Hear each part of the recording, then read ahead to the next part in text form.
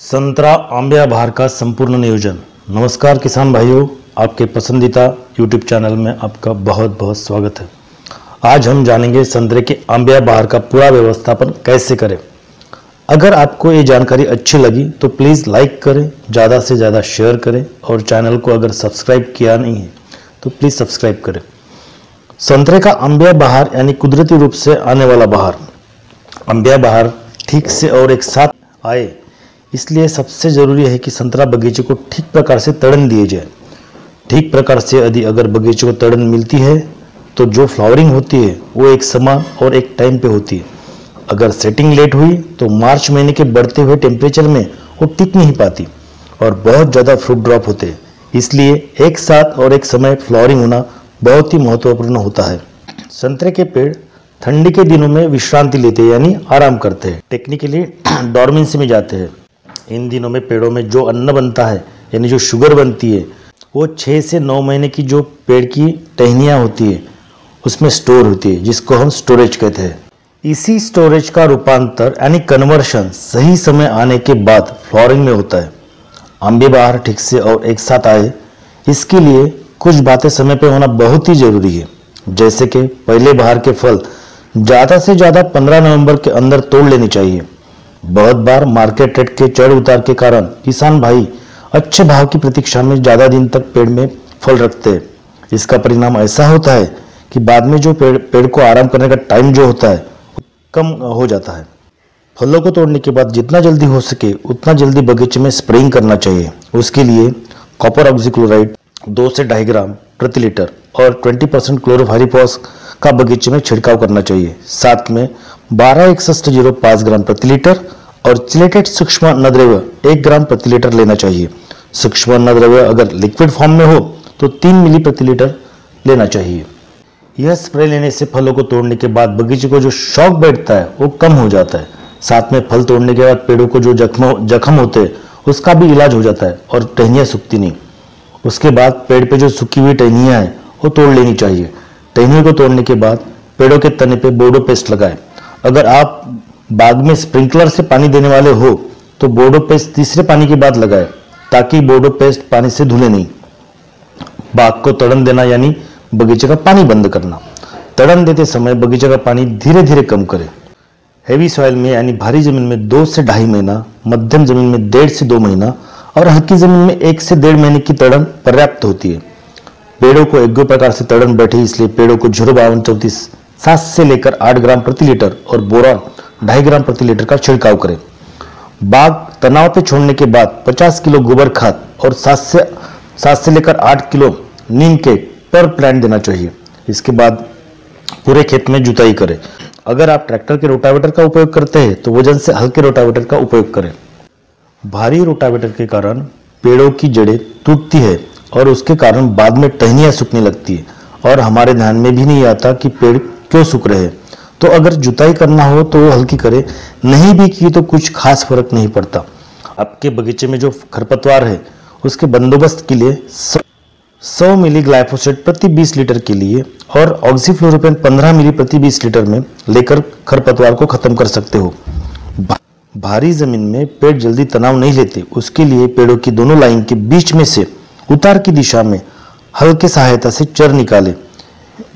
यह करने से पेड़ों की जो छोटी छोटी तंतु जैसी जड़ें होती है वो टूटती है और पेड़ जल्दी तनाव में जाता है।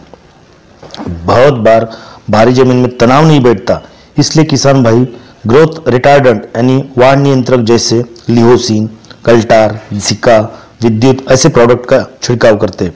ग्रोथ रिटार्डेंट का अगर यूज करना है तो जानकार लोगों की सही सलाह के साथ ही ले और जरूरत हो तो ही ले, क्योंकि ग्रोथ रिटार्डेंट का गलत व्यापार करने से पेड़ों में बहुत सी गंभीर दुष्परिणाम होते हैं। बहुत बार पेड़ बाद में धीरे धीरे सूखने लगते हैं। बगीचा तड़न पे छोड़ने के बाद जो पुराने फल है उन्हें पहले तोड़ ले। बगीचा तनाव में छोड़ने के बाद पेड़ों की पत्तियां धीरे धीरे सूखने लगती है। पत्तियां सूखकर गोल होने लगती है और पत्तियां झड़ने लगती है। 5 से लेकर 10% पत्तियां गिरने के बाद अच्छा तनाव बैठा है यह समझ लेना चाहिए। ज़्यादा पत्तियां भी गिरे यह ठीक नहीं होता, क्योंकि जो नए फल आने वाले हैं उनका पोषण करने के लिए इन्हीं पत्तियों का उपयोग होता है। उसके बाद समय आता है तनाव छोड़ने का। दिसंबर का आखिरी हफ्ता या जनवरी का पहला हफ्ता इसमें बगीचे को हल्का सा सिंचन करना चाहिए।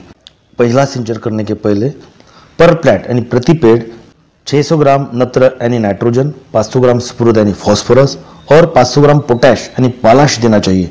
इसके लिए आप 600 ग्राम अमोनियम सल्फेट या 600 gram urea, 2.5 kilo single super phosphate या 1.5 किलो DAP और 500 ग्राम म्यूरेट ऑफ पोटैश या 500 ग्राम सल्फेट ऑफ पोटैश दे सकते हो।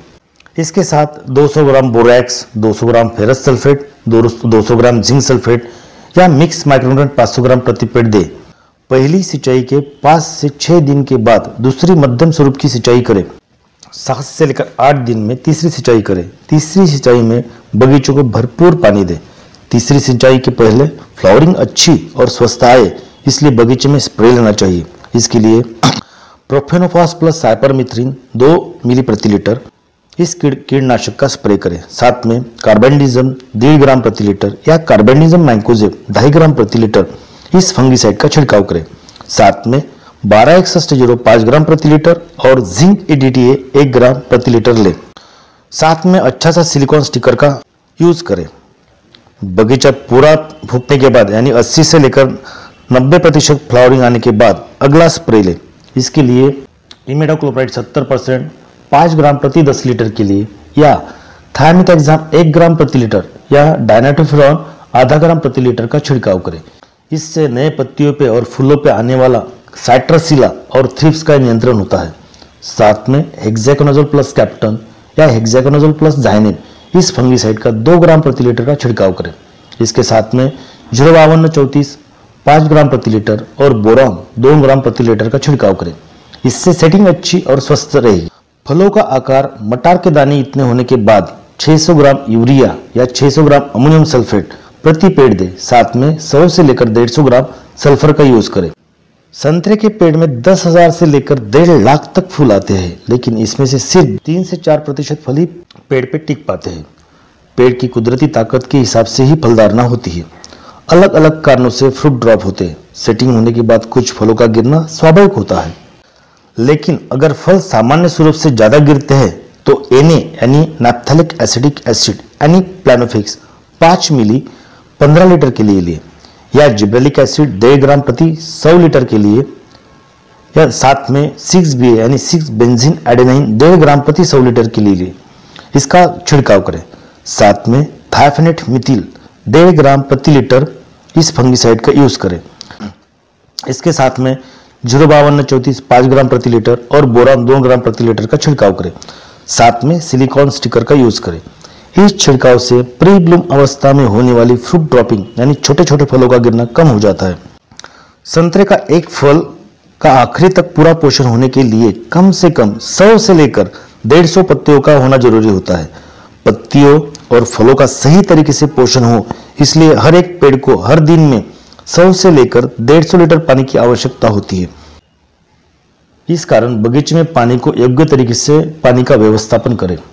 बगीचे में निकले खरपतवार पे खरपतवार नाशक का यूज न करें। ग्रास कटर का यूज करते हुए खरपतवार का नियंत्रण करें।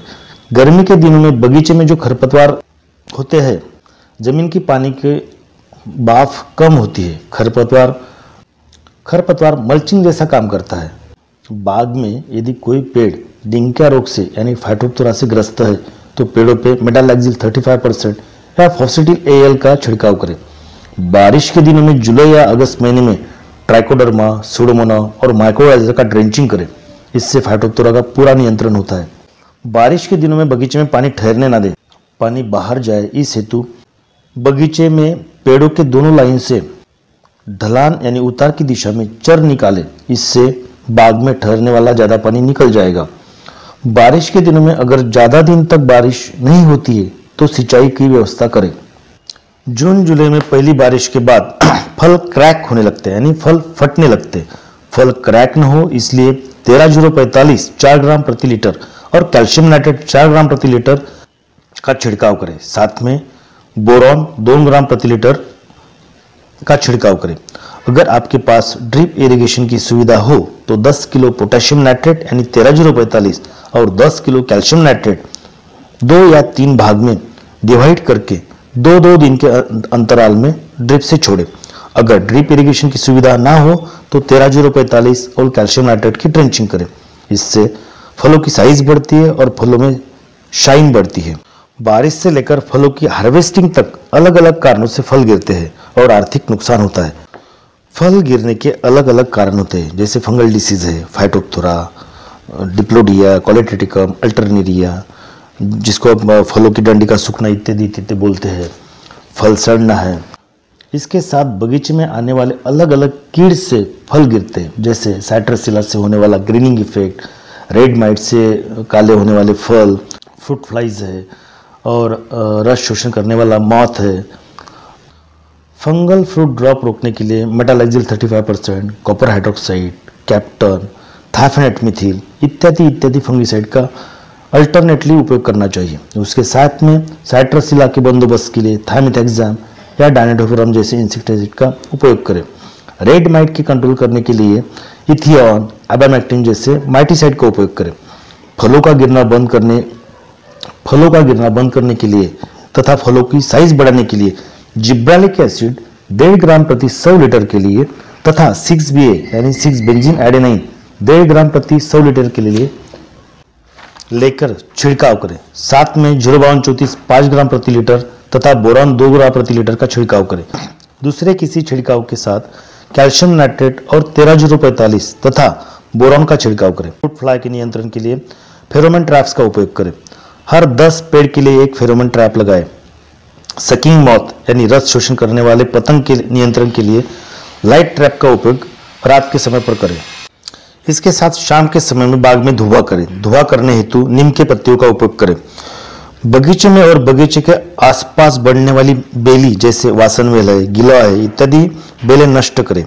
किसान भाइयों, जानकारी अच्छी लगे तो लाइक करें, ज़्यादा से ज़्यादा शेयर करें और चैनल सब्सक्राइब नहीं किया हो तो प्लीज़ सब्सक्राइब करें। मिलेंगे अगली वीडियो में। धन्यवाद।